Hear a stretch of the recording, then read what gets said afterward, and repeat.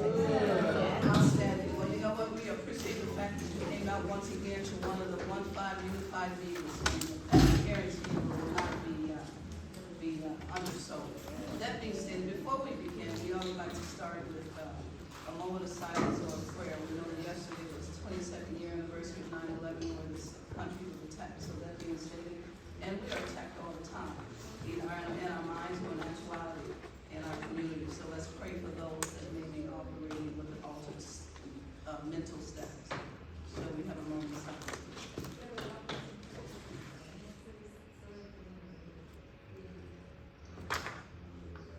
Outstanding. Thank you for your compliance. We're jumping right into it at this particular time, and I do also want to say this to you. My apologies, they're not going to get rid of me just yet. I did print agendas and I left them on the printer. I also printed sign-in sheets and left those on the printer. So therefore, I want you guys to sign in with Bill's sign-in sheet, and we're just going to take so you won't have to sign in twice. We're just going to take a picture of it so that we can have the official attendees for this evening. Do you guys forgive me? Yeah. Because I am human in spite of what Deanna thinks. So that being stated, we're going to have roll call. I am Carmelita Earls, your chair. We want to determine that we have a quorum so we can begin. DeAndre Rudis, Community Engagement. Arewa Karen Winters, nominator. Outstanding. We have 3 of 3. We have a quorum. Therefore, legally speaking, we can start this particular meeting with your presence. All right. The next thing on the agenda is to approve our minutes from August 10th, last month. We were at New Home, and what was on the agenda basically, we approved the meetings from July. I put my glasses on. July 13th. The district council meetings had various updates. We had a community public speaker, which is a resource in the organization. I believe her name is Mrs. I'm sorry, I didn't write it down. The older lady. That was Ms. Jacobs from Get to Work. Get to Work. Mrs. Jacobs spoke, as well as our NAACP vice chair was Rebecca Cook. We were in the second phase of our drafting of the mission statement, and we tabled it until today. So it will be finished on today, because we don't want to be walking around without a mission. Is that right? We definitely want to have a mission.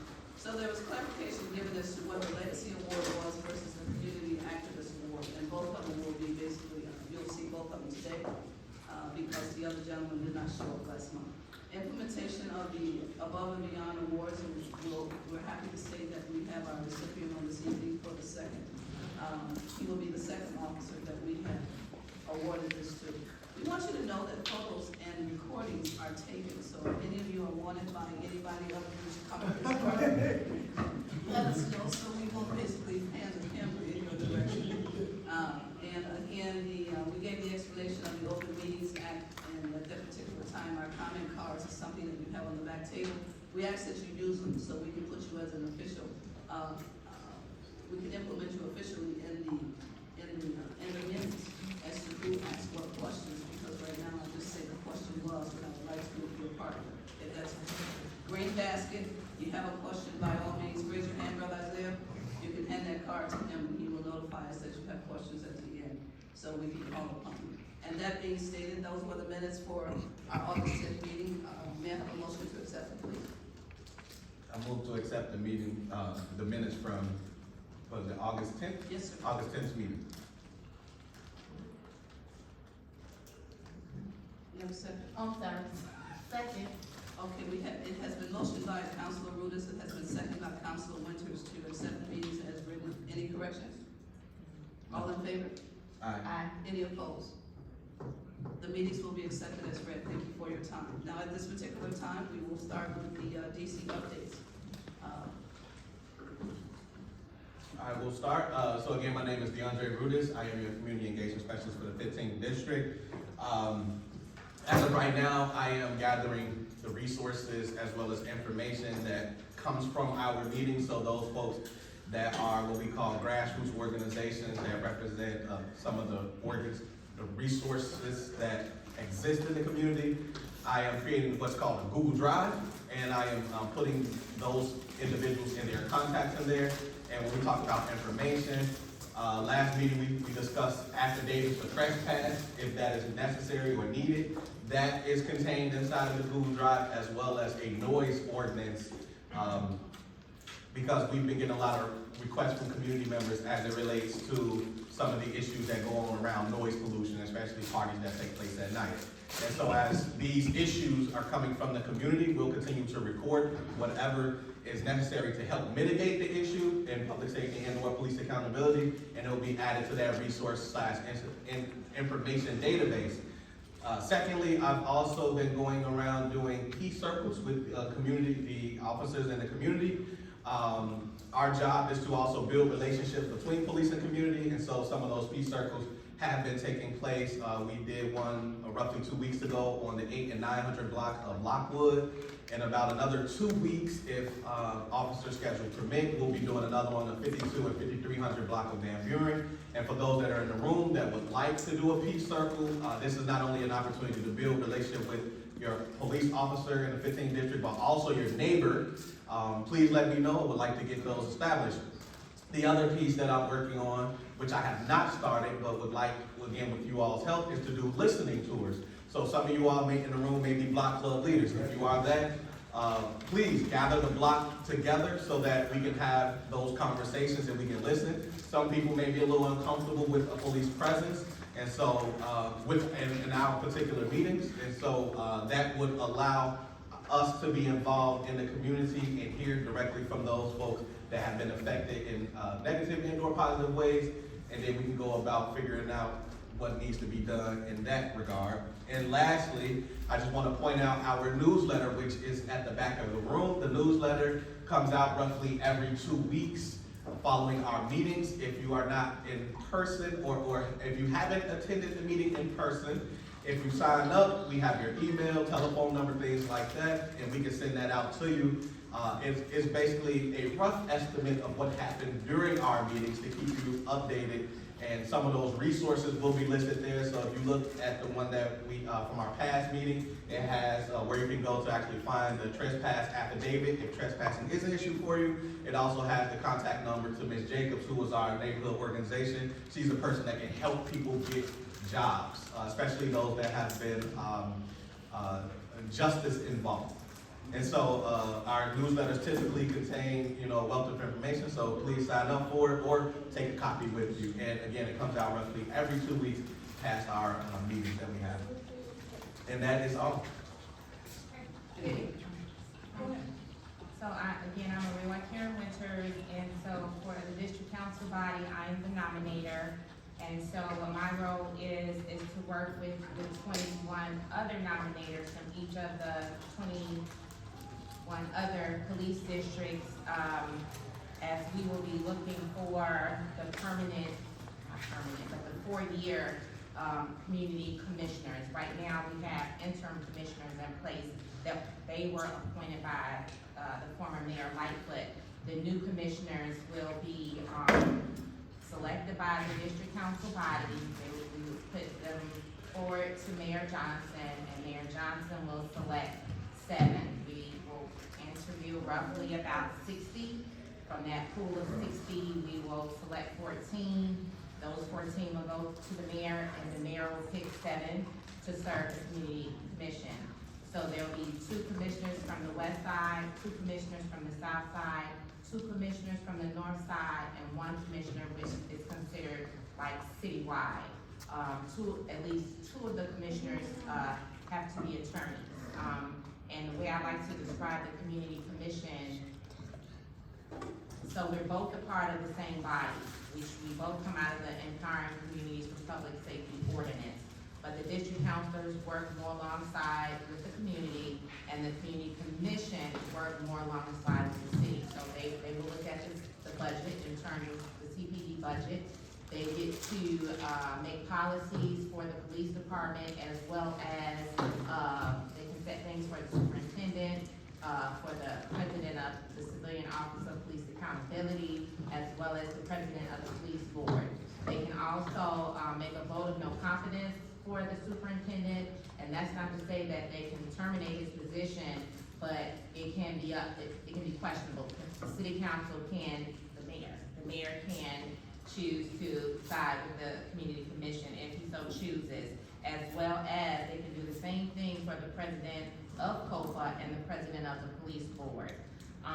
Something else I want to mention information about them. So, we had our nominators meeting, this past Saturday, and, we still have to kind of discuss some things in terms of the application, things that we'll be looking for, but it will go live on January 8th, and it will be on the CCPSA website. So if this is something you think you may be interested in, you have an opportunity to. I'm just gonna read a few of the requirements, the eligibility requirements for commissions under the ordinance. You have to be a resident in Chicago for at least 5 years prior to your appointment, at least 5 years of combined experiences as law, public policy, social work, psychology, mental health, public safety, community organizing, civil rights, or advocacy on behalf of marginalized communities. Except this time around, we do have to have youth commissioners, and I think 18 to 24 years old. So we have to look for a young person or possibly two to serve on the community commission.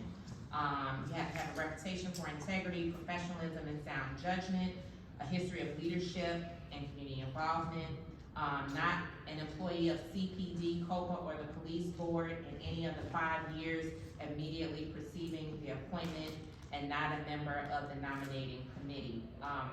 And this is listed on the CCPSA website, so if you go there, the information is there. Could you give that website again? CCPSA. So I just wanna highlight a few things that they have done. So they do monthly community engagement meetings, which is also on the website. But they recently had, because they just did the search for our prospective incoming superintendent. They had a community meeting for him last Thursday at the Museum of National Museum of Mexican Art, where the community had an opportunity to ask questions of Chief Snelling.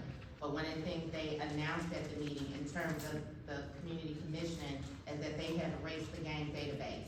And it was very problematic, because like they were explaining, like there were some people who, first of all, were never involved in gangs but ended up on the gang database. There were people on the gang database whose ages were like 118 years old and those kind of things. So once you're on the gang database, there was no measurements or no way to get you off the gang database. And we know that when, people look there, and so it was prohibiting people from getting jobs, apartments, and those kind of things. So that is one of the powers that the Community Commission has, and they acted on. So what else do I want to share? Okay, so district counselors are set to meet with Mayor Johnson on September 24th. And this is where we will talk to him about some challenges that we may be having, some things that we would like to see come out of this body of work. Because right now, some, even for me personally, like we have not established what accountability really looks like, and then how are we going to achieve that accountability. So these are some things that we need to talk to them about, even the inner workings. It's like we almost, and this happens a lot in organizations who begin to work in silos. So the community commission is doing their part, we're doing our part, but up until this point, there's been no intersectionality. And so we even have, questions about CCPSA and just, how our relationship is going to be with them. Because this was a people's movement, but right now, the people are not feeling like this is a people's movement. There are barriers, there's restrictions, and so we have to talk about some of these things. So this is some issues that some of the district councils are gonna bring up with the mayor on the 24th. And then the last thing, on this Thursday, there will be a meeting at City Hall, called the regular City Hall Council meeting. But there will be district council members as well as other organizations there to talk about an arbitration ruling. And the arbitration ruling is where police officers that basically commit crimes or are accused of committing crimes will have the opportunity to either choose an arbitrator or they can go before the Chicago Police Board. Right now, they're going before the Chicago Police Board. And what that does is give community members an opportunity to attend those meetings and hear what's going on And the same way, you know, we have 2 minutes or 3 minutes to speak, people can speak at those meetings. And so district counselors, as well as other activists or organizers, they're asking city council not to repeal the arbitration ruling, because again, we're trying to empower communities to shape who polices us, how we're policed, and this is also a measure of us being able to hold them accountable. And it's like and this is coming from the Fraternal Order of Police, and so it's like they're trying to undermine all of the work that the people have put in to get us to this place. Because right now, we even, help with the appointment of those who serve on the police board. All these are very important measures, and so it will set some of this movement and work back if they're allowed to keep the arbitration in place. So I think that's all I have to report on. Yeah, I think so. So one thing I wanted to add, because I didn't mention my role, and if it wasn't clear from the things that I'm undertaking, I am tasked with building relationship between police and community. I'm essentially like the, I don't know if you wanna call it the facilitating link, so to speak, but my job is to go out, figure out where the resources, organizations, people that need to be involved in this work are, and bring them to this work. And also on the policing side, make sure that we have open lines of communication, I'm communicating with them and being able to build a relationship with them so that ultimately it impacts the community in a positive way. And I want to add one more thing. So in terms of he hasn't been before the city council yet, so he's not officially our superintendent, he's still Chief Snelling. The community commission is going to have 4 more public meetings. I encourage you to keep visiting the website. If we find out when they are, we will, notify you all to the best of our ability. But I think it's important for us to go because it gives us an opportunity to address him. And we may not have that opportunity again. And we haven't had that opportunity before. So they all, he spoke really well. And, we appreciated the conversation, but at the end of the day, I think it's important that especially for those of us who live on the west side of the city of Chicago, I think it's very important for us to show up and give voice and talk about concerns and issues and how, our expectations of him. So if you have an opportunity, we will share that information as much as we possibly can, but everything is housed on the CCPSA website, but I encourage us to show up and introduce ourselves to our incoming superintendent. Okay, well, good evening, I'm your chairperson, and what I'm going to basically tell you is in a nutshell, I want you to trust us as you did that chair you sat in when you came in just now. You didn't check it, you didn't see if it would hold your weight, you just sat down, right? So we are only going to be as good as you allow us to be. I'm asking you for your particular input. None of us are as strong as all of us, so as the chair, I'm basically to make sure that we're gonna work in a harmonious work environment. And that being stated, I'm going to allow it right back to Councilor Rudis so that he can introduce our Institute for Nonviolence of Chicago guests. All right, so like I said, one of the things we want to do is have what we call an organizational spotlight, where we highlight the grassroots organizations in the community that are really doing some of the mighty work. Now, IMVC isn't necessarily what we call small, because they've been doing this thing for a minute now, and they've really been at the forefront of really helping with the public safety crisis that's facing the west side. And so, but we wanted to make sure that we brought them, so for the folks that haven't been introduced to them can learn a little bit more about what they do and how they're actually affecting public safety in our community. And so, essentially with that, I want to go ahead and bring up the Institute of Nonviolence. We got Maurice Williams and Tavares Harrington.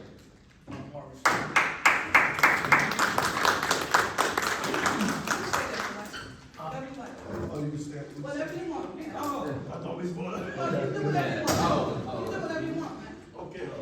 You wanna go there? No.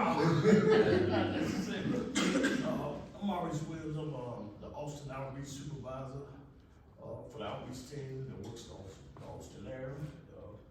I'm Tavares Harrington. I'm an outreach worker for the Austin area as well.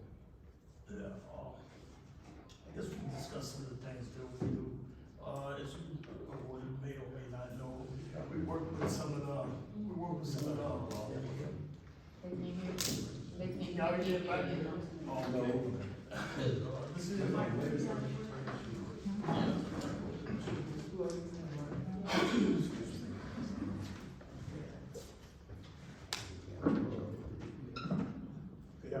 Can you hear me now? Yeah, it's a little better, yeah. Yeah, as I was stating, I'm the Austin Outreach Supervisor for the outreach team that works with the Austin community. And as you may or may not know, our daily task is to try to deal with some of the younger, The conflicts, the shootings. yes. So our team, we go out and we build relationships in the community with key individuals, or just the community itself. We become hyper-local, where we know the key individuals in the community, and we try to use those key individuals to de-escalate, defuse, and mediate conflict throughout the community. We do this through the use of data and experience. Our outreach workers know who to approach and where and when to show up and how to broker peace. We do this through training that our outreach team receives, through nonviolence training. We also have the NPA, where we go to cohort and receive training where it's almost like school almost. We also receive CBI training, which is cognitive behavioral intervention. Our team also, we take in participants, assess which is high-risk individuals throughout the community. We take in participants and we work with these participants. We offer programs. We have the HOPE program, which is helping our people excel. It's a mentorship program. They get nonviolent training. They work on their personal safety while developing pro-social behaviors, establishing and maintaining daily norms, and achieving self-created goals. We feel HOPE is a critical precursor to the formal service and long-term goal of employment. We also offer workforce development, which is a job readiness program. It prepares participants and skills and tools and techniques to obtain and keep and excel at a new job. These skills that they learn in this program, workforce development, is self-awareness, self-management, social awareness, relationship skills, and job readiness. We also have the Ready Chicago program, which is a 12-month program. They do daily job training, professional development, and cognitive behavioral intervention sessions. And we have the FLIP program, which is the acronym of Flatlining Violence Inspires Peace. The FLIP program, FLIP can be the start of a long professional career in the community violence intervention field. The FLIP workers are the guys that you see on the street with the green vests. You know, they try to stay in the community and they work the neighborhoods to keep down the violence, and they mediate different conflicts throughout the community. I'm sorry. The ages, we generally, in the past, it's been like from 16, 17 on up, but we're coming to find out from doing this work now that we need to take a more approach, like a meal approach, like start trying to catch up at a younger age, because we finding out The shooters are getting younger and younger. very young. In hopes of building a beloved community and creating a civilian architecture, we do all this through, the first step is through outreach, because outreach is really the primary team that's on the street, meeting people, seeing who's into it, and mediating those conflicts. And to add on to what Charles was saying, the programs, all those programs that we spoke of, those were stipend paid programs, whereas we We pay the participants to be involved with those programs. Yes. So we not just coming in, saying, listen, let's do this, let's come up with a beat on the drum, trying to show them, show them a different way, like earn instead of doing some of the other stuff that they generally would have been doing on the street, Yeah, and these funds, they provide, a sense of employment. I mean, the first step of employment in a legal sense to some of these people, because most of them are high-risk individuals that come from the street, from gangs and drugs and stuff like that. Appreciate it. Does anyone have any questions for anyone? Michelle? Where are you located? We have two offices, Actually got three three offices. 819 North Leamington, Costin and Madison, 2401 Costin and Madison, and we also have an office in the back of the yards. yes. The back of the yards, that's our third position. Our office, which is now at for Austin, which is 819, North Leamington. North Livingston, we currently move up on Bloomingdale and LeClaire. LeClaire. Yeah, we The currently, new facility that they built right off of Laramie, we're gonna be in that. At the sports thing, at the sports. it's like a big gym where you come out to, Yeah. and it's the church right there. By the hand. Yeah, we're moving over there. Yeah. Why y'all leave at Chicago Avenue though? Yeah, that's like, you need that satellite space. Y'all gotta keep it. I can't say it, because my brain. Are there any other questions? Yes, ma'am. You mentioned that you get peacemaking training or something. Yes. Can you tell me a little bit about what that consists of? The peace training, well, we receive, peace training, well, it's nonviolence training. Okay. We receive nonviolence training from, people that's a part of our organization. We have a guy named Orion that comes in and does nonviolence training. He does it with, some participants as well as the staff. But we also have cohort, training, at the NPA where we receive nonviolence training and different trainings. Okay, is that like de-escalation or is that like? Yes, de-escalation, Okay. mediation, A lot of different things that you may come into contact with it as being outreach work. We also go through like I said, the MPA, which is the Metropolitan Peace Academy. Peace Academy. It's like I wanna say it's 18 weeks. I just graduated from it. It's 18 weeks and you receive, college credits and everything for it. And they give you training from, mediating conflicts to nonviolence training. You go over, we have different, things that, like, different, topics of discussion, but, you go through my glory, my story, where you tell how you got to that point in your life and everything. There's a lot of different things that it offers. Okay. Brother Johnson? Do you offer the workshops yourself, or do you come out to different organizations and put on workshops? It depends on what type of, we partner up with different organizations to give out workshops, but if it's like a non-violence training or something that we have internal, we would handle that ourselves. Okay, and what's the age requirement for people to get involved in the program? I heard you mention something about 16, so where does it start, where does it end? Well, we're taking, participants anywhere from 16, but we had, I think, one of our oldest participants was 50 years old. And they know it's easy. Yeah. Yeah.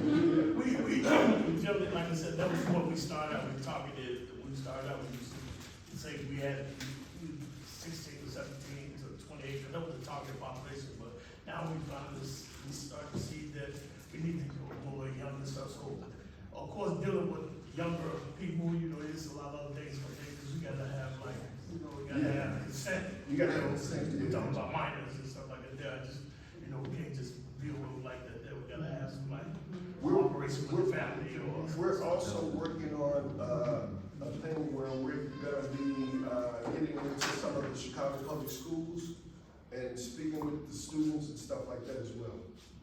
We appreciate it. Okay, one more question, because I see you got the light up the night flyer in your hand, Yes. so you didn't mention, can you just explain what the light up the night? Okay, Light in the Night, I don't know if you guys may have seen it, you might have passed by and we be saying free food, but we come out in target areas of the community. It may be where a shooting may have occurred, and we come out and we meet with the community, and we give them pub ed information. We give food.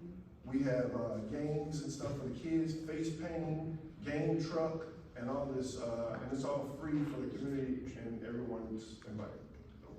And we do that in effort to try to build that bridge with. Build the bridge and stuff like that. And get in and see what's going on, get in and see what's going on and establish a relationship with the community where we at. Just the last question, are they predicated on something happening in the community, or do you have a calendar of events already for them? Sometimes we may have gotten information that something is going on, it may be a heated situation in a different area, so we'll go over there and try to shed light and get the community to come out, maybe express their concerns. Cause at a lot of the light nights, they come out and express their concerns, I mean, all the way from the flood that just happened. Right, for You know what sure. I'm saying? So we try to engage with the community and find out their concerns in the process of the light of the night. We appreciate it. Is there any literature you have for us, or is there a number someone can contact, or an email? I'll make sure you have everything. Okay, great. Yeah. Okay, wonderful. Well, listen, let's give it a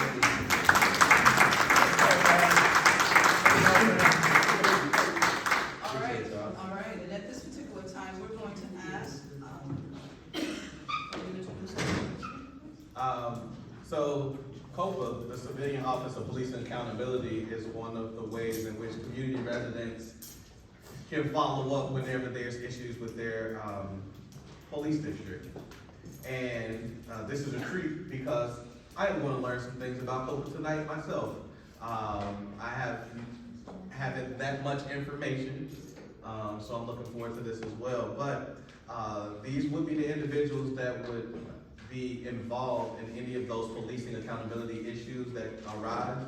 And so I'm sure we're gonna be working closely with them. And Mac here, will tell us more about COPA and inform us on how exactly they help to keep Chicago police accountable. All right, so receive Matt Thurman. Hi, how you guys doing? Can you hear me all right? Yeah. Cool. So once again, thanks for inviting me. My name is Max Thurman. I'm the Manager of Legislative Affairs at the Civilian Office of Police Accountability, commonly known as COPA. Just so I kind of know what I'm working with, who's heard of COPA, who hasn't? Cool, so about half and half. All right, so for those who aren't aware of what COPA is, we're a city department. We're part of the public safety enterprise along with CPD, the police board, and now CCPSA. We're tasked with investigating allegations of misconduct by members of the Chicago Police Department. In addition to investigating allegations of misconduct by the members of CPD, we'll also investigate use of force incidents. So when a member of the police department discharges their firearm, or another instance where a member of the public may die because of police action, most commonly those would be a vehicular chase of something of that nature. We would come out and determine if that was within or not within policy.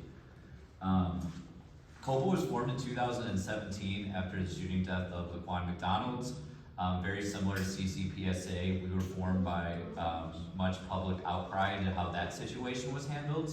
I'm sure many of you will remember there was a significant length of time from when the incident occurred to the release of footage. That's another aspect that COPA is tasked with handling, is we are the agency that releases the footage you see on the news a lot of those shooting instances. In 2018, the Police Accountability Task Force required the city to put together a video release policy, and that's what guides us on those video releases. We're tasked to release videos that fall under that policy within 60 days of it occurring. We don't set any narrative to what happened, that's what the news does a lot, we just redact the footage as required. If there's members of the public, youth in it, anything like that, we'll make sure that's contained, but we release just raw footage of those instances. Going back to what I discussed earlier regarding complaints. We receive about 4,000 complaints a year against members of law enforcement. We only retain about a fourth of those, and the other 3/4 go to the Bureau of Internal Affairs to investigate. They investigate more complaints that are more of an operational violation type instance. Complaints that are generally under our jurisdiction would be excessive force, improper search or seizure, domestic violence, sexual misconduct, bias-based verbal abuse, and then like any patterns or practices or something that we'll investigate as well. While we only retain about a fourth, all complaints come in, and then we have a intake team that will determine who does the investigations into this particular instance. COPA has about 150 individuals, about 100 of them are investigators. They go through something called our training academy, which don't let me forget about People's Academy, because that's something I definitely want to discuss.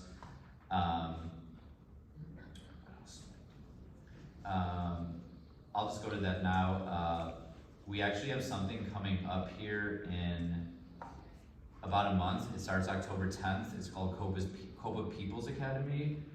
Two of these individuals actually went to the first COPA People's Academy, so that's really cool to see some of these people here. That's actually taking place at the Training Academy right over here on Chicago Ave. That is a 6-week opportunity for members of the public. Anyone's able to come, it's free, to just kind of learn the in and outs of what we do at COPA. If you want any information or you want to attend that, that's at chicagocopa.org/CPA for Chicago People's Academy. In addition to being the repository for complaints against officers, we're also the body that takes compliments for officers.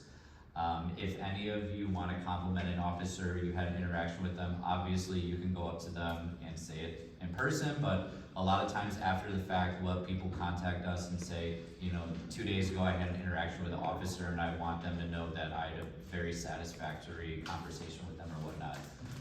So that's also something that we take in at COPA. When complaints come into our department, we conduct an investigation into it, and we will ultimately determine if there is any discipline that comes out of that investigation. We can find an allegation of misconduct to be sustained, not sustained, exonerated, or unfounded. Sustained is the only outcome that will result in a recommendation of discipline. If we do sustain a charge against an officer, it will then go to the superintendent of police, who will be the one that's tasked with either agreeing with our recommendation, saying his own determination, or if we are unable to come to an agreement, we will meet amongst each other and try and come to that. If not, that'll go to the police board, who's the ultimate, who makes the call on that. For more serious allegations of misconduct, generally over a year, or separation for the department, for standard patrol officers, that would go to the police board, who would ultimately go through their processes to determine if that discipline is valid or not. In addition to some of that work that we do with our investigations, we have the Policy Research and Analyses Division. They're tasked with, when we start to notice patterns that are problematic through our investigations, that unit will reach out to the department and say, hey, we're starting to see some trends, and recommend ways to rectify those issues. So that's a new thing that we just put up probably about 2 years ago, and it's proving to be, we're seeing a lot of good results out of it. And I think that covers any of it. If anyone has any questions, I'm happy to answer. I know I was brief, but I'm happy to answer anything. Question. Yeah. When you said during the investigation process, do you only investigate the actual allegation, Or do you actually look into the policeman record? Do you know, how far does the investigation go? So, when we receive a complaint against an officer, we will look at the totality of the situation at hand. So you may say that, you know, this officer verbally abused me or whatnot. We will generally, now with body worn camera, we have the ability to look at the situation in its totality. We can bring up other allegations based upon that. We may see something preceding it or after what you may say happened and bring allegations against that. But we are required to look at each investigation, just that particular investigation. It is up to other departments generally to determine if an officer has a history of events. They handle that. We are just focused on investigating each particular instance, that one at a time. So I have a Yes. question. So when you say, community members can give like compliments to police officers, is that through the, what is it, positive community interactions, the PCIs? No, that's something that the department does themselves. I don't know if one of the officers wants to speak more to that. That's generally just something that they file themselves when they interact with a member of the public, is that correct? A positive community interaction? Yeah, I mean, there used to be somewhat of a number to it, but there isn't anymore. It's just something that, I mean, we just encourage the officers now to just have those positive community interactions. This would be, I had a positive interaction with an officer and I want them to know that that happens. Okay, because the reason I bring that up is because, so you all know, I'm also involved, I'm a leading organizer with the Chicago Consent Decree Coalition. And so I was reading, so we have an independent monitor and she created a report, and in the report, she listed that the department wanted to complete 1.5 million PCI, positive community interactions, and as I am thinking about what we can do in community to hold officers accountable, and this is something, because I am creating an accountability action plan for the 15th district, is that this doesn't happen inside of the department, that this happens inside the community through our body, that community members do PCIs through us, but also NCIs, negative community, okay? And that can also become something measurable for us to begin to look at. Say for instance, if an officer, is some racially charged incident where a person completes our NCI,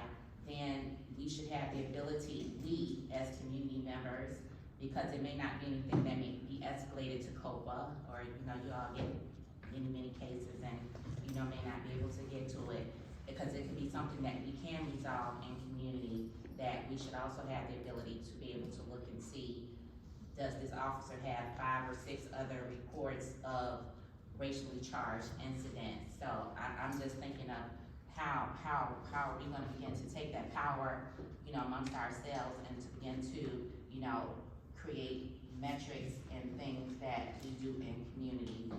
So it's closer, it's closer to us. It's not escalated through this department up here and this department up here, but it's right inside of our 15th district. So that's something I want. And I just want to piggyback on what I said. I know I spoke about that figure, 4,000 complaints, and you spoke about that volume. That a complaint does not necessarily mean there is misconduct. Like I said, we bring in 4,000, we close a substantial amount of those because we don't even have enough information to sustain a full investigation into it. Then we have to sustain charges on that smaller body. So I say that to highlight, while that number may sound high, we are seeing the numbers are decreasing, and we're seeing a lot of positivity out of the work that we're doing, and that's, I would like to take a moment to say that really shows that there is some work being done in the department to try and move everyone in the right direction. But the ultimate end goal of COPA is for us to no longer exist. Like as much as that, me losing my job means that everything is good. That's the ultimate end goal, and someday maybe we'll get there. Hopefully we'll get there, and I'll not have a job. Any other questions? Where is COPA office located? So our office is located at Chicago and Ashland and Westtown. You can, if you have a complaint that you would wanna file, you can come to our office, you can go to our website, chicagocopa.org. Sorry? 1615. 1615. Oh, yeah, it's on all these cards that are everywhere too. They're already on the table.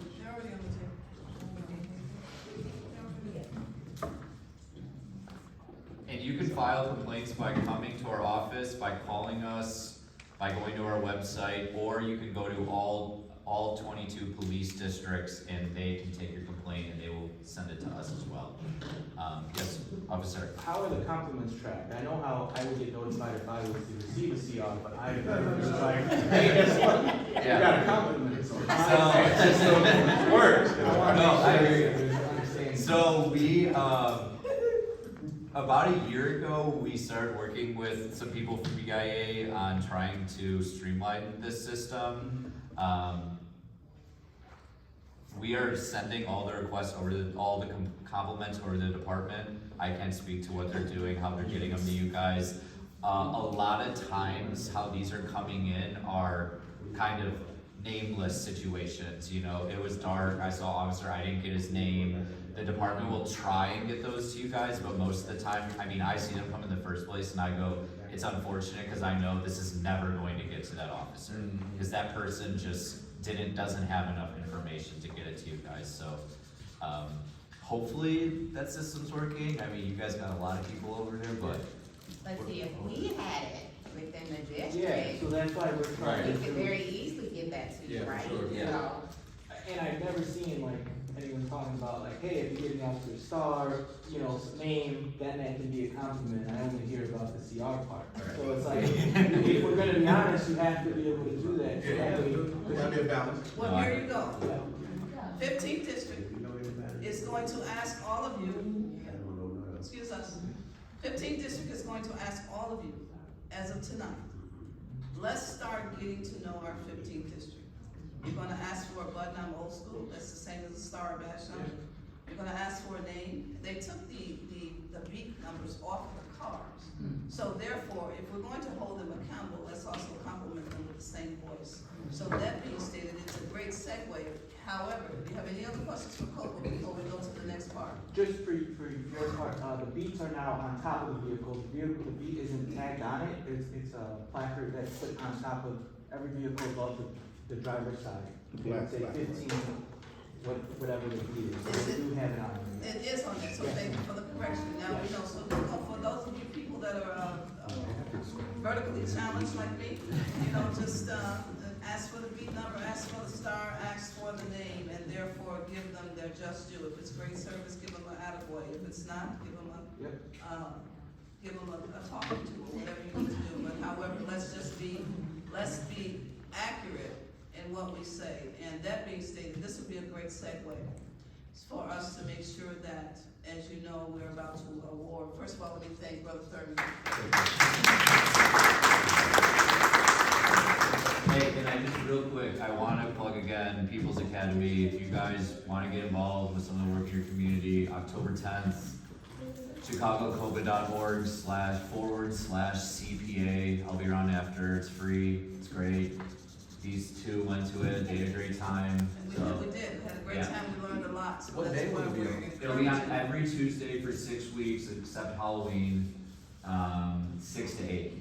Right over at the Training Academy on 4400 block of Chicago. That's a conflict for our meetings, but we still give you guys permission.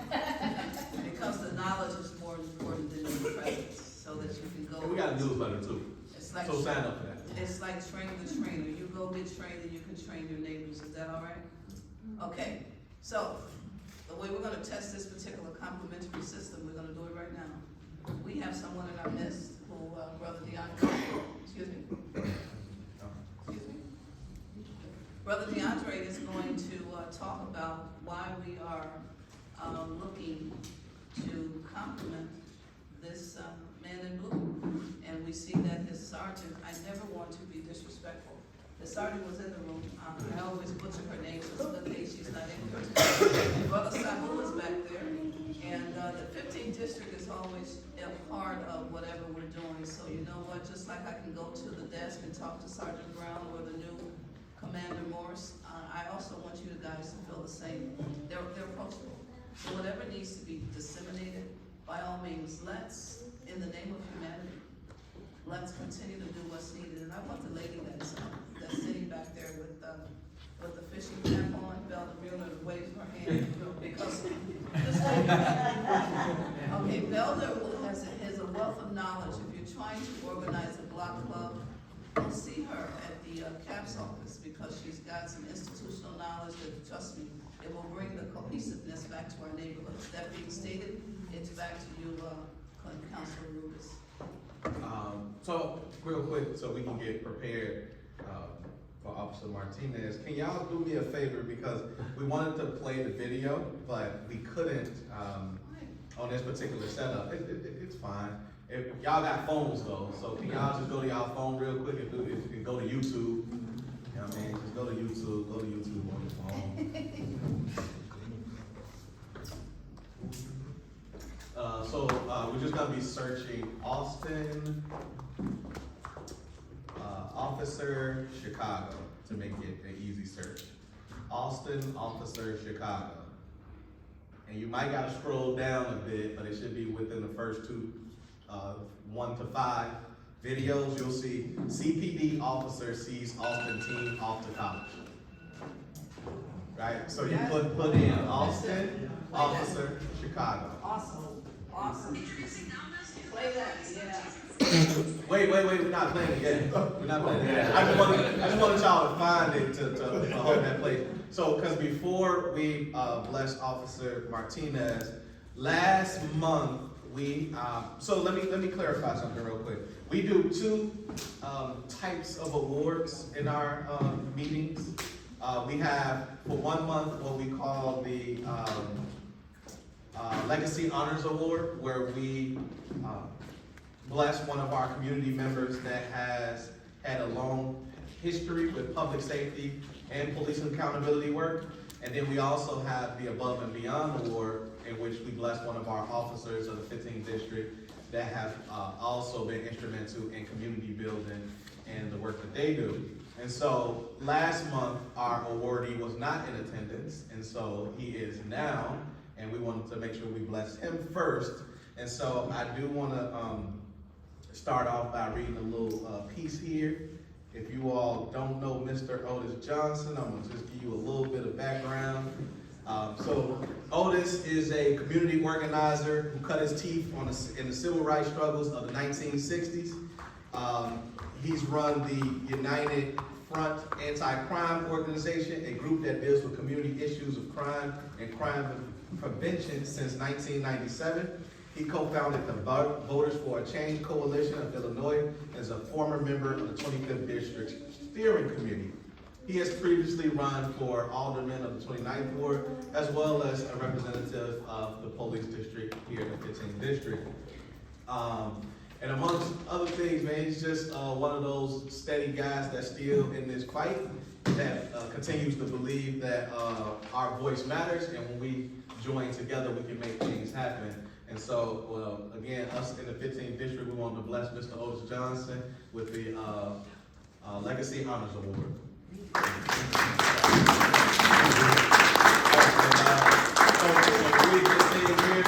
So things you do for yourself are gone when you are gone, but the things you do for others remain as your legacy. So the certificate of appreciation is in grateful recognition for your community service and dedication, and so we hereby present you with this legacy honor.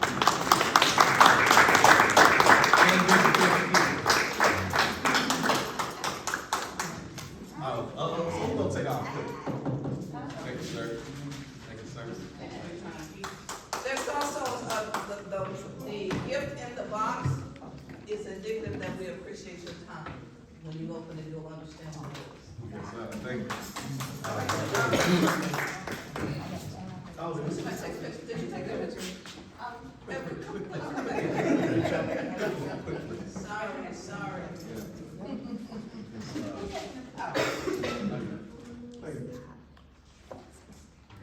All right, thank you. Can I get a copy? It'll be in the newsletter, so you'll definitely get a copy, I think. Okay, and to transition now into our above and beyond award, again, because as much as we, and not just in Chicago, but across, not even just across the nation, but internationally, there's so much emphasis on police and police departments. But at the end of the day, we should recognize when we have men and women putting their uniforms on, truly putting themselves in harm's way to serve. They do, and I wish that the media would highlight those acts of bravery when they save lives and they help people, instead of all of the Jason Van Dykes of the world that really traumatize us and incite us, right? And so we as the 15th district, we want to lift up our officers in our department who are doing wonderful things. And so on that note, this month, we have Officer William S. Martinez. He joined the Chicago Police Department in June of 2013. He has served the Officer Community for 10 years. He received the 15th District Officer of the Year in 2017. He is a Gordon Tech High School graduate. Prior to joining the Chicago Police Department, he served as a correctional officer at Stateville Penal Institution, where he completed his state certification in Springfield. In 2017, William joined the Chicago Alternative Policing Strategy Unit as Youth Liaison Officer for the 15th District. William will help with many sponsors, develop his own youth program, Hip Hop Tuesdays. This program tutors kids after school and provides a safe space for children to play with one another. He also revitalized the Police Explorers in Austin and managed to get the entire city to engage in the Explorers program. He helped develop Austin's Youth District Council Advisory Committee, and we need to meet with them, to help, because we need youth involved in this work, okay? To help to give the youth a voice when it comes to policing and community engagement. He also created First Stop with a Cop program that will give our community a better perspective of the 15th District. Officer William S. Martinez is a diligent team member and very motivated when it comes to the Austin community. William continues to serve Austin's youth with pride. And before, are you gonna have a look at the video? Yeah. Okay, but before we look at the video, I just wanna make a personal acknowledgement of his service. So my dear sister friend back there, Don Anderson, when the flood happened early on in July, they had a fire in their apartment building, and her mom have been displaced. And she was just sharing with Officer Martinez that this had happened. And he said to her, if you need anything, let me know. And they were in need because they're in this house and they're living with a family member, but they didn't have any beds, and her mom, 75-year-old mom, was sleeping on an air mattress, and y'all know how complicated that can get. So she reached out to Officer Martinez. Not only did he get them, and I don't mean used beds or whatever, he got them good beds, but she told me, she said, girl, he brought them to the house, brought them up the stairs, and put them together for her and her mother. So that's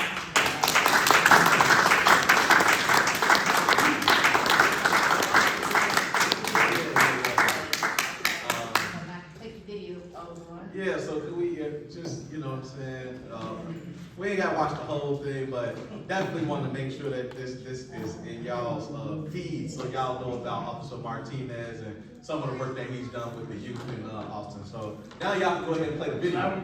Yeah, play the video. Go ahead and play the video. Yeah, I seen it already too.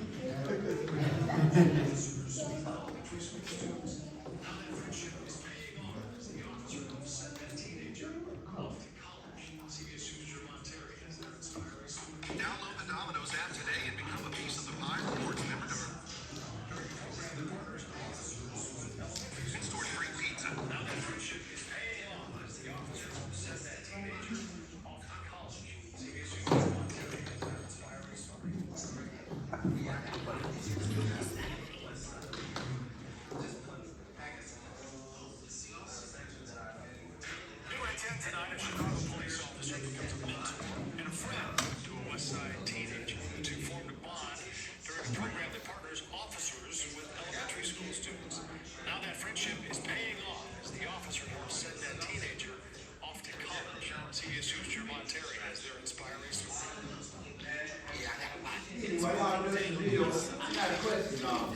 We gonna get right to that. It's coming up right after this. So if you have a question for us, we have, public comment cards, and if you write the question out, then, the very next section will be where we address public comments.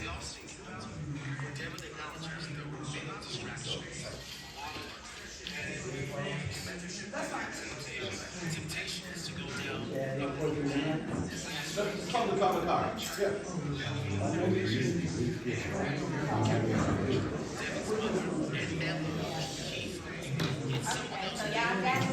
So y'all got it. Also, Martinez? Y'all got it. Thank you again, Officer Martinez, for your service. So on behalf of the 15th Police District, we are presenting you with this Above and Beyond Award. And it says, the heart of a leader manifests through service to others. It's a certificate of appreciation and grateful recognition for your continuing service and support. We hereby present you with this certificate of recognition for your service, leadership, and courage on behalf of the 15th District.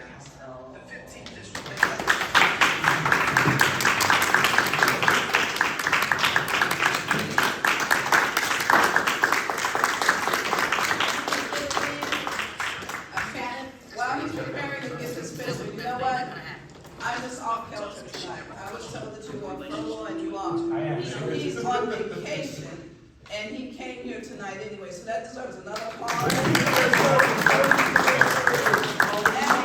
because I was told he was on vacation, I did not bring your gift. So tomorrow morning, We still vacation.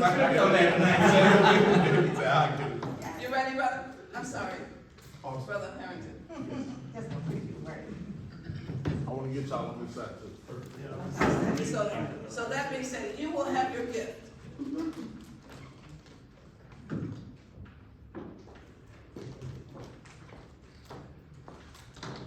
Awesome. All right, thank you. Thank you.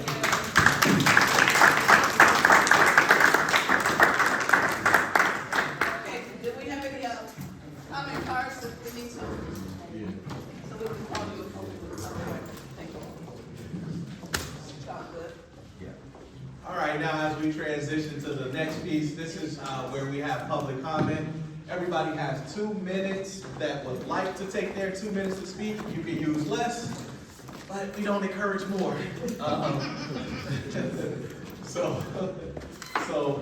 Wait, are we under the, okay, so I'll read them then. Okay, well, I'll need this. All right. So the question is, does the FOP's actions / positions challenging the influence of the councils represent all CPD members, the officers? So again, the question is, does the FOP's actions, their position in challenging the influence of the district councils represent all CPD officers / members of? Who would you like to address that? That's my question, and, I think it probably would be appropriate for some officer to do it. And I raise it because of the activity that's happening on Thursday down at City Hall, where there's going to be a contingent of the electeds down there asking the city to. Well, you know what, may I say this, these are officers, I just saw one shake his head and the other one is on furlough, so technically speaking, he's detached from service. A supervisor is no longer present, who has the authority, as part of their job description, to speak on behalf of the Chicago Police Department. Okay, So- so what I'll do is, in 30 seconds, just my concern as a resident is that it appears to a lot of us that the FOP is speaking on behalf of CPD. Right. And I think that when I hear about above and beyond here, it kind of contradicts and clashes with what's about to happen and what's happening. And so that's all. So let me invite you out with us on Thursday, so that we can address that, if that's okay. Okay, well, see, that's one way we can get the answers, and I'll just tag that, I'll just lateral that to somebody, and hopefully if I get an answer for you, by all means, I will come back and share it. So thank you for your question. Next one, please. You know what, the next one is Christopher Hudson. Yeah, I have a friend, trying to make a non-emergency call to the 15th district. It's 311, right? No, that's the I mean, only, 411, what is it? a non-emergency call of 311 goes to 1411 West Madison. If you're trying to contact 15th district, then they have a front desk phone. Is that what you're asking? Well, I was called over to 15th district anyway. No, sir. Would you like the number? Huh? Would you like the number? Yeah. Okay. No, the 3-1, One second. Can someone give me the number to 15th district? Because that's what it wants. Oh, but the 311 is non-emergency. Right, but it doesn't go on 15th district. Right, but it's in the. He said it would 15th district. That's so the 15th district number is 312? Oh, you got it? All right. We'll take it anyway, 312. So it is 312-743-1440. Yes. Okay, excellent. So that now goes in our official record. Got it. Thank you, sir. That was your comment, sir? Yeah. Okay, thank you. And, Rafi Fields? Rafi, pardon. So I guess my question was more so for, the police department or for this, forum, is, to ask, what do we do in a situation to where it's a known drug house, 4 houses down from a school, and as kids come to schools and from schools, and there's nothing being done about it, no matter who calls 311, 911, or whatever, and there is presence, but at the same time, the presence doesn't stop these kids that's coming to and from school every day. Outstanding. This is the type of information that we will forward to our beat officer as well as our officer that's in charge of nuisance buildings, because then the owner will be held accountable for the actions that's being taken in that particular structure. So it's up to you. You can either write it down and hand it to us, or you can, this is being recorded, so how about you write it down, give us the address, and we will definitely get that to Officer Munoz, Yeah. thank you. Officer Munoz, with all due respect, this is a term of endearment, he's a bulldog. And if you give him something, trust me, he's gonna sniff it out. So that's the information that we're looking for. I didn't call the officer a dog, I said he's a bulldog. So make sure you get that right. So is there anyone else? Thank you, is that it? Yes, that's good. Outstanding, brother, I appreciate that. So you said nuisance property is a thing now? Oh, it has always been. Only thing you need to do is go to 15th district and let them know the building that has a nuisance illegal activity, it will be investigated, and the owner that's on roll, they will either comply or the right steps will be taken to have them lose their property. You don't have to confront nobody, you don't have to get into no confrontations. All that you have to do is get active. As I just said earlier, all of us are strong, is not as strong as all of them. None of us are as strong as all of us. It's all about getting the information out. And by the way, do we know what beat we're in? Anyone in here not know their beat number? Never heard it. Really? Okay, well, let's make sure that before you leave, just give me your cross streets, I don't need your address. Chicago and Huron. Chicago, Huron, Delta, what's that? Let's go, they run the same way. Chicago? They run the same way. Chicago, Huron, it runs parallel. What's the? Central. Central and Chicago Avenue or Huron? Yes. Okay, that's 15 what? 32. That's 32. Okay, outstanding. Now your beat is 1532. Anyone else that needs to know their beat number? Yes, sir. Congressman Laverne. Congressman Laverne? Oh my goodness, that is, isn't that Jason? I'm 33. I'm on Jackson and Leamington, so I'm 1533. That's 28 Ward, 11, no, is it 11? No, that's 15. This is 15. It's on this side of, This one. Right here. no, that's this side of, that's 15. So it may be 33 here, I got a sheet right here. He says 22. Because if you go to, the CTV, website, you can find, put your address in, and you can find your beat number, and you can also find your beat meetings, and I think they're every other month, and it's September, is this beat Yes. Yes. Okay, so I just wanna say this before company comes back, is that there's no one fix to these problems. So it's like we have to do multiple things, right? Not only contact the police department, go to the meetings, talk to your alderman, if you have a block club, if you don't have a block club, talk to, what's her name here? Because to be honest, block clubs was the initial form of community policing. And where there are block clubs, neighborhoods just seem to do better. And so it could be it should be something to be considered if there's not a block club on your block. And it doesn't take 100 people, it could take like 3 or 4 really good dedicated people to get the block club started. But think about doing multiple things, cause it takes time and. And I'm looking, block club, but I just, I'm gonna go to each one and get the funding to, what they say, establish. Yeah. well, you know what, here it is, are you a homeowner? Yes. Okay, watch this, no disrespect. You've invested in brick and mortar.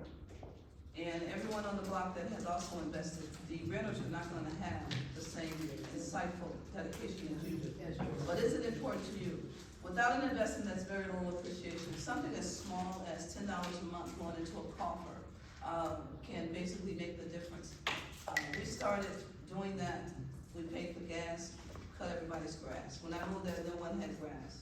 I laid side, and it was like, oh, I like that. So therefore, it was a great thing. It became a competitive thing because everyone wanted their particular block to look nice. Then we started planting flowers, then we started mowing not just mowing the lawn, we started moving the snow in the winter time. So that $10 was cumulative.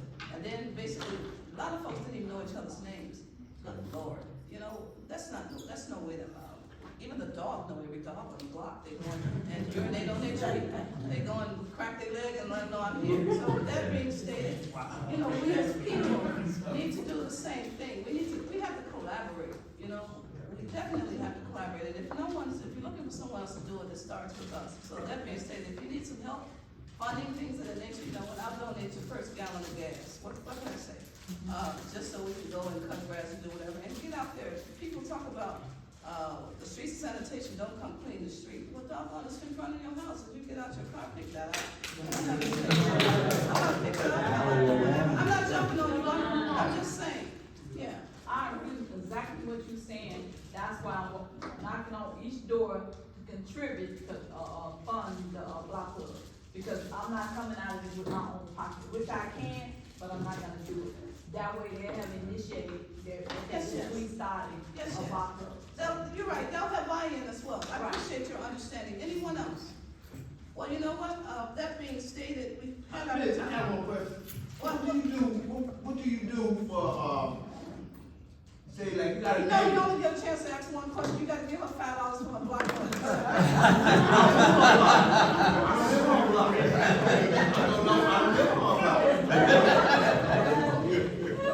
Come on, man, I'm teasing. Your name is Gil, I'm gonna ask you.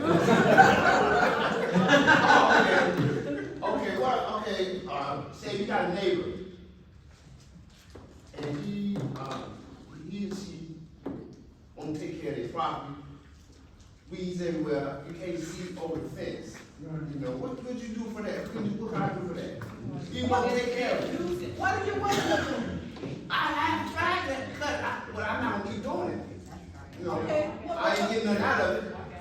I mean, I don't mind helping nobody, but You getting beautification out of it. You know, so I tell you it's what. starting to be a hazard because, you know, people can hide behind bushes and whatever. That's what I'm saying, Mr. Where do you live, brother? I live 5100 block of Van Bruin. 5100 block of Van Buren. You know what, I'm gonna give you my phone number. If my husband answers, you just be a nice little person and tell him what you're calling for. And I'm gonna come help you cut that. I'm committing myself to you right now. Because you started it, I'm gonna get up under the load. Because I got news for you. You may be walking past that bushing of greenery one day. And because we cut it down, you can see that perp and hand him some before he hand you some. So that being stated, you know, here, take it right now, I'm giving it to you. Okay. You got a pen? I'll put it back over there. Okay, well, hurry up and get it before I change my mind. Well, I'm gonna say that bird better be right for me.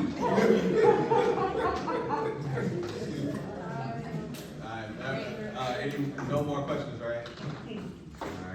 All right. So the very last thing we're gonna do before we get out of here is, just focus on our mission statements. To kind of keep it close to the 7:30, let's just take 7 minutes. We can just go the way the tables are lined up. So this side, and that side. So let me explain what we're doing, because we've been on our mission statement for a minute and we haven't been able to quite get us there yet. So what I did was I kind of started us, so it's gonna be like a table activity. So like this side here, the middle side, and then this side over here, you all are gonna have about, what, 10 minutes? Yeah, well. 10 minutes to kind of come up with some things, and then we're gonna share them out, and then as a community, we're gonna pick one. And we're gonna be fair. If somebody's is a little better than somebody else's, that's the one we're gonna go with. Y'all got a So, card? What, using cards? I just have some paper. Each table should have pens and things on it.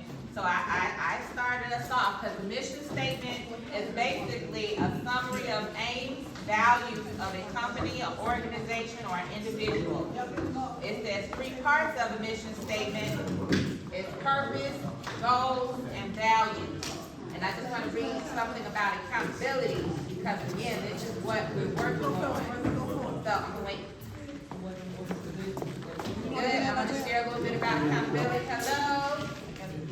Last piece, y'all. Come on, let's take it on home. Close to the end. So I'm gonna share a little bit about accountability. It said accountability is about becoming aware of the situation and owning the problem, finding solutions, and making change happen. Accountability is the acceptance of responsibility for one's own actions, willingness to be transparent, and allowing others to observe and evaluate one's performance. So I started us off here. It says, in the 15th Police District, as district counselors, our mission is to blank, whatever y'all think that mission, it could be 2 blanks, I'm just putting them here, by, I would say this may line up with the purpose, right? And then by, this should line up with the goals, whatever the goals think our goals should be, and then with, what do you think our values should be? Should our values be integrity, respect, cooperation? Our mission is to, bring together, I don't know. That's why I'm tossing it out to you all. So, we're gonna give y'all 10 minutes. No, we're gonna give them 3. 3? Listen, yeah, I'm gonna tell you why. Because it's almost 7:30. Okay. What, Carmelita said 3 minutes, so chop chop. We're gonna give you 3 minutes. Y'all already did the hard part. Yeah, the hard part's done. The format is done. I just need you to plug it in, crossword puzzles. Right. Yes, And then but we're gonna read them off, and we're gonna.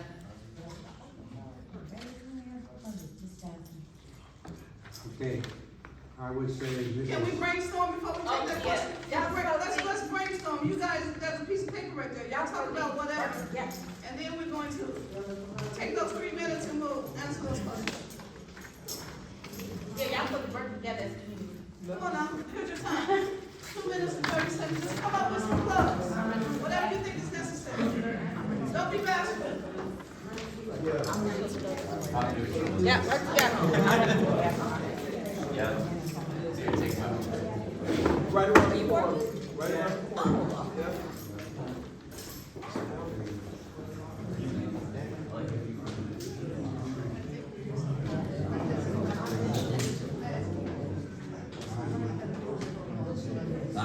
So you can keep going.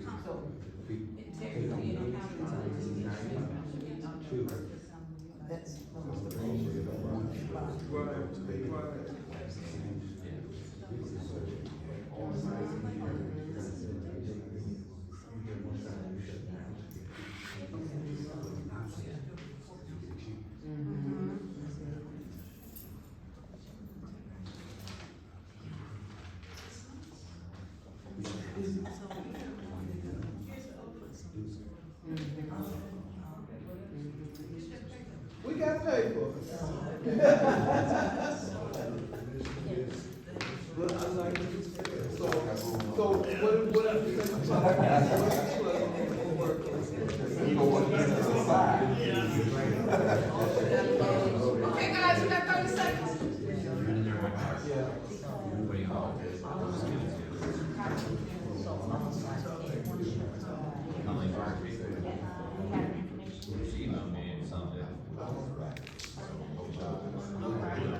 Okay, while the time is winding down, this is what we would like for you to do. For the people that have gotten together with your collaborative effort, I want you to have them to stand and talk about what you put together. That's why we took 7 minutes from you. Because we want you to write down, what you wrote down. We want you to have your spokesperson to speak for the table. That being stated, you know what? Wherever the ball goes, you're up.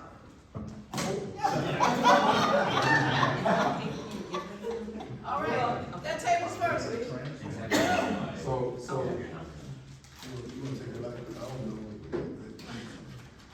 So, okay, we combine it here. That's fine. I like collaboration. That's what it is.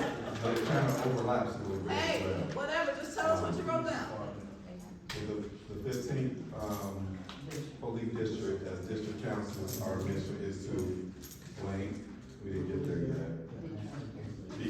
Be transparent, I apologize. Create a safe space to establish accountability. Just not speak, right? Wait a minute, no. Transparency. Wait a minute. Create And the safe fifth space. district, our council, mission is to, I had two. That's why I thought maybe you would, I probably just need to write it down, but I can't. there you go. Transparency creates a safe space. Go for it, brother, I got you. So how do you, To establish accountability by creating norms. And then at the bottom, it was, integrity and accountability was used, the word accountability was used twice.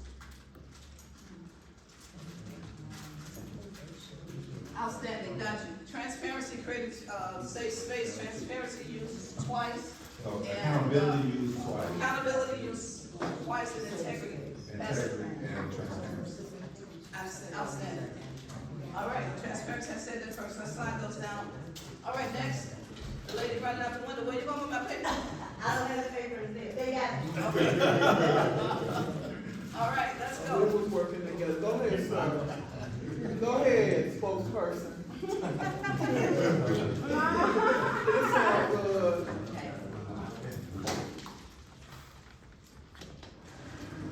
Okay. Can you turn your board around? So I can read this? Just tell us what's on your paper. Okay, well, we came up with, in the 15th district, as district, council member, our mission is to unify, to educate and train the community on their rights. Boom. Slide that paper down, sir. Thank you very much. Just like that. Just like that. All right, Brother Martinez and Isaiah. You did all right. Yeah. Okay, you're up. So our mission is to engage by uniting and bringing together all sides so they can be heard, by being transparent with the community, police department, and stakeholders. Outstanding. Boom, boom. Oh, and building trust with our young adults and millennials. Okay. Outstanding. Well, you know what? Awesome. Slide that down. This is to Council Winters. Okay, And what we will do, you wanna do that tonight? Or you want us to get together and I don't know, because I actually think we need to merge Yeah. the three of these, right? Four. Three. Yeah, I think it's right here, but I think you just need to merge these three, so I think we're not gonna do it right here tonight. Okay. But we're gonna merge them, and then DeAndre is gonna put it in our newsletter. I don't know. Okay, well, you know what, this is going to be it's the community, it started at, the Columbus Park, it ended at, New Home, and now it's cultivated right here, so it's the 15th district. audience. Okay. What better place to build this than that build? Oh, that man's a poet, he just got So that is our last thing, but before we conclude our meeting, what I've tried to do in the past is make sure that everybody understands how do we even get to this point with having district councils, and I didn't do that this time. Typically, I'll do that when we talk about our roles. And so the quick and dirty of it is, in July 2021, the city of Chicago passed an ordinance called Empowering Communities for Public Safety. It was essentially the culmination of two different types of ideas of civilian-led police accountability. And ultimately, when George Floyd happened, it was really like the crescendo in terms of bringing both of these two different groups and their different ideas together, and it formed what you have in front of you. So in addition to creating the district council, in which there are 3 members of the district council, each with different positions, the chairperson, a nominator, and a community engagement person, it also created a citywide commission, which is the nominators responsible for putting those people in place. She spoke about that earlier. And so now you have these 2 levels of now civilian-led policing accountability. And we were elected this past May. And so some of you all voted for us in the room, and some of you didn't. But we hope that over the next 4 years in which we'll serve, we get to know all of you. And as the foundation setters for the 15th District Council, we hope that we do the best job possible so that when we hand off the baton, the next group can start running. And so, I just wanna add to that, we are still in our embryonic stage, so it's a lot of development that has to take place. There's no blueprint. This is the first time in the country that this has happened, and so we definitely need some grace. And we also know it's a lot of information, so we also have to think about ways we can truly, I think we're gonna work on our Facebook page, so that way you don't have to search all around. When you land on our page, everything that we're discussing in these meetings will be there, so, because it's a lot. yeah. All right, yes, sir. Well, 2 things. First, I know you're just getting started, but I just want to give you praise for doing a beautiful job. You know, thank you for that. Also, when the meeting concludes, I'd like to make an announcement when it's going to conclude. No, sir. Go ahead, take your. Okay, as you know, we're coming up to Petition Drive, okay? Now, we got a primary. A lot of people at this particular time, they don't come out and vote in the primary. A primary is the most important election. It's even more important than the general election. Reason being, you have a multitude of people running in the primary, and you get a chance, if you come out, to vote to select that person that's gonna be on the main ballot for the general election. So I just ask everyone to do 2 something. 1, to express to anyone you meet the power of your vote does count. 2, the primary is more important than the general election. Last but not least, when the meeting's over, I have a petition for your congressman, Danny Davis, on the outside. Feel free to sign it. Thank you. Okay, we appreciate that. And just to validate what he stated, your vote does count. I won by 1 vote. Yeah. One vote. I'm sitting here because of 1 vote. I can attest to that. Yeah. Bingo. So, and we also want to express our gratitude to Edwina and the build. Thank you for holding up, you do not take your kindness for granted. And I'm gonna ask you to police the area, whatever you did find there when you arrive, make sure you take it with you. And let's throw that out. At this particular time, I'm going to ask one of my co-counsels to make a motion to adjourn. Yeah. Oh, one last thing, and then I'm gonna make this motion.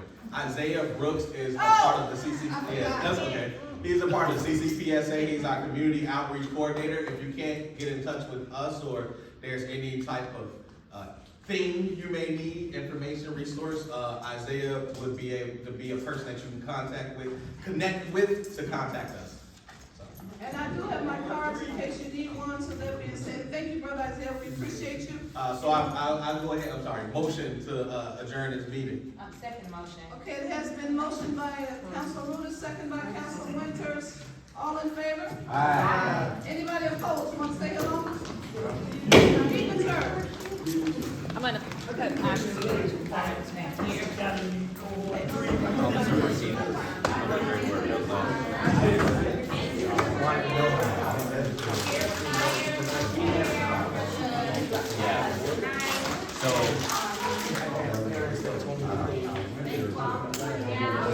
Some I do see, some I don't. no, we heard it was an issue, like I said, about a year ago, so we just dumped them all into